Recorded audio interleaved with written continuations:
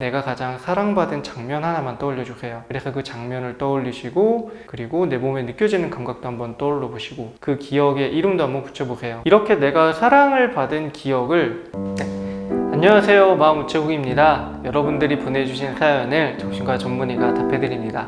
오늘도 사연이 하나 도착했습니다. 애정결핍에 관한 얘기네요. 저는 자존감이 낮아요. 남들한테 열등감도 잘 느끼고 질투도 많이 해요. 저에게 지나치게 엄격할 때도 있고 스트레스도 극심하고 남들의 시선도 의식합니다. 늘 고민이었어요. 그런데 얼마 전에 제가 애정결핍이라는 얘기를 처음 들었어요. 지금 헤어진 남자친구한테요. 그래서 인터넷에서 애정결핍의 증상에 대해 찾아보니 저랑 비슷하더라고요. 일단 제가 의지하고 싶은 사람 앞에서는 하소연이나 자기 비하를 많이 해요. 그리고 친구든 남자친구든 정말 마음을 잘 안 여는데 열기 시작하면 끝도 없이 의지하게 돼요. 그러다가 상대방이 지친 기색을 보이면 너무 상처받고 화가 나고 저를 떠날까봐 미친듯이 불안해져요. 그리고 친구나 남자친구에게 지지와 사랑, 우정을 받게 되면 계속 그 감정을 확인받고 싶어 해요. 나 좋냐? 왜 좋냐? 얼마나 좋냐? 하도 물어보니까 남자친구가 나중에 그 질문을 정말 꺼려했어요. 누구에게나 잘 보이려고 하고 좋은 사람인 척하는 경향도 좀 있어요. 누가 저를 미워할까봐 자주 두려워해요. 이런 것들을 해결하고 싶은데 어떻게 하면 좋을까요?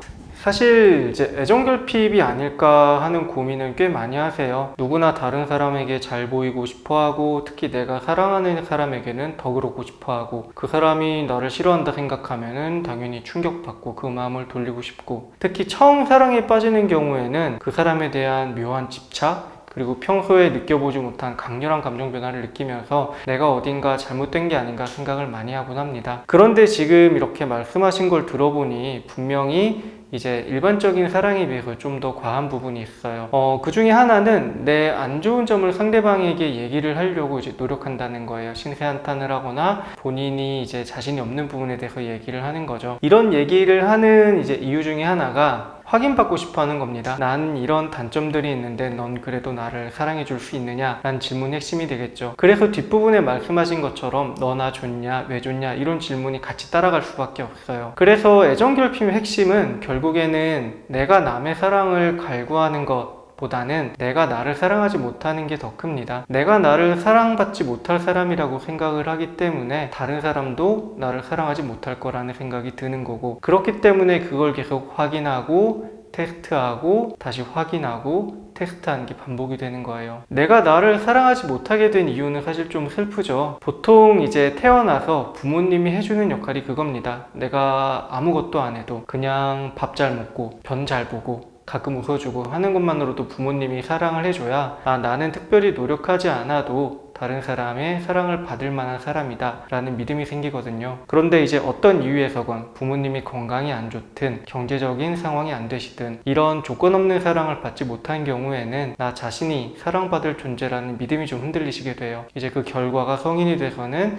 애정결핍의 한 형태로 나타나게 됩니다. 그래서 이분 같은 경우에는 그런 애정결핍 이제 다른 사람이 나를 사랑할 만한 무언가가 없다. 나에게 그런 무언가가 없다라는 믿음을 바꾸시는 게 중요하고 가장 좋은 방법은 안정적인 사람 만나셔서 계속 꾸준히 사랑하는 겁니다. 처음에는 계속 테스트하고 확인하는 게 반복되다가도 그 사람이 일정한 위치에서 그냥 나만 사랑해주는 거를 몸으로 느끼시면은 나중에는 굳이 테스트할 필요 그리고 확인할 필요를 못 느끼게 되세요. 이런 사랑은 보통 1년 이상 지속이 되어야 그 효과가 있습니다. 그런데 이제 그게 걱정이시잖아요. 내가 1년 동안 연애를 할 수 있을까? 이것을 위해서 한 가지를 좀 훈련을 하셨으면 좋겠어요. 그게 어떤 거냐면 예를 들어 이제 하루 동안 데이트를 하고 집에 가셔서 이제 잠자리에 눕잖아요. 그래서 누워서 자기 전에 그날 있었던 일 중에 내가 가장 사랑받은 장면 하나만 떠올려주세요. 그래서 그 장면을 떠올리시고 주변에 무슨 소리가 들렸는지도 한번 떠오르시고 그리고 내 몸에 느껴지는 감각도 한번 떠올려 보시고 어떤 냄새가 나는지도 좀 떠올려 보시고 그 기억에 이름도 한번 붙여보세요. 이렇게 내가 사랑을 받은 기억을 저장을 하는 겁니다. 보통은 이제 어린 시절에 이런 걸 무수하게 훈련을 받으면 내가 좋은 기억을 잘 저장을 하는데 그런 경험을 못 해보신 분들은 이런 기억도 잘 저장을 못 하세요. 그래서 의도적으로 그런 기억을 저장을 하시고 나중에 연인에게 나 왜 좋아해? 나 사랑하는 이유 뭐야? 나한테 화나지 않았어? 이런 질문을 하고 싶을 때 그 기억을 마음속에서 떠올리시는 거예요. 이름을 붙이는 이유가 이때 떠올리려고 이름을 붙이는 겁니다.